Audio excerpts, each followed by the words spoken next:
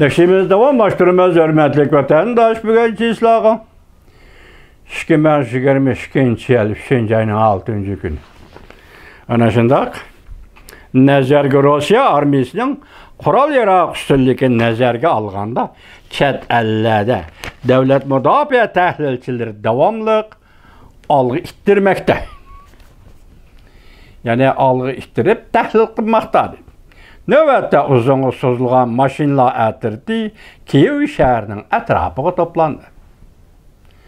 Fransiya prezidenti Macron Perşembe günü Vladimir Putin bilan telefonda sözləşkəndən keyin mundaq görsətdi. O sağ ahval aldığımızda yetib geldi.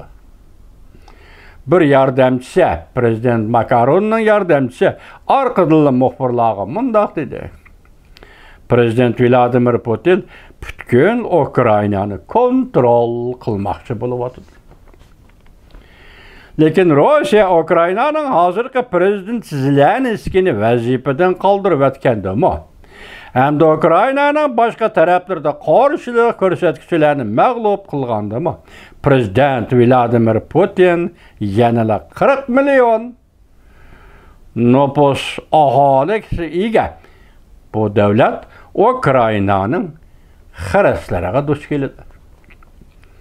Angliya uruş tədqiqatçısı, mütəxəssisi, London Padişahlıq İnstitutunun profesörü Lawless Friedman müşahibdə obzor ilan qılıb mundaq görsətdi.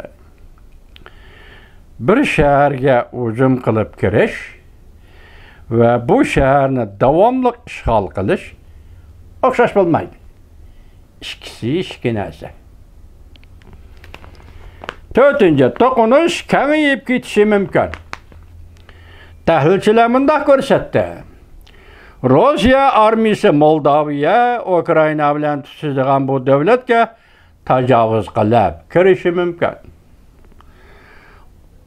Az sanda bir qism kişilər mundaq hesabladı. Prezident Vladimir Putin NATO'ya a'zo dövlətlərə mətdə aşkara hücum qilishi mümkün. Bundaq qandaq buldu? O undaqda yadro quralları vuruşuğa təvəkkülçilik qılğan buludu. Lekin başqa xərəslər bu mümkün də. Bitirib duruyatqan Şvetsiya devleti hazır Rossiyanın Baltık boyudaki 3 dövlətki qərzinin nemi ikənligiga yaqindan diqqət qılmaqda. Fransiya bilim xəzinəsi Müntiyan tədqiqat orunun tədqiqatçısı Brodino Tetlaş şundaq görsətdi. Təsadüfi vəqələr xata hüküm qilish xətiri bəlkə NATO bilan Rossiyanın o'ttirisida urush qilib kirishi mümkün. Raketa xatalashib qilish va internet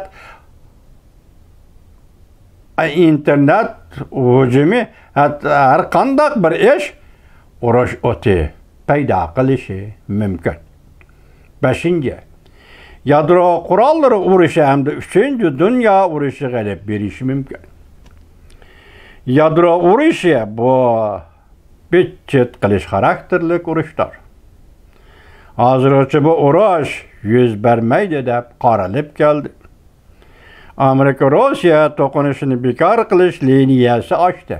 Amerika bilan Rossiya to'qinishni bekor qilish liniyasi ochdi. İki taraf bu liniyada nəhayətsiz hərbi işləv uçurunu almışdıra alaydı. Fuxuşmazlıqni azayta alaydı.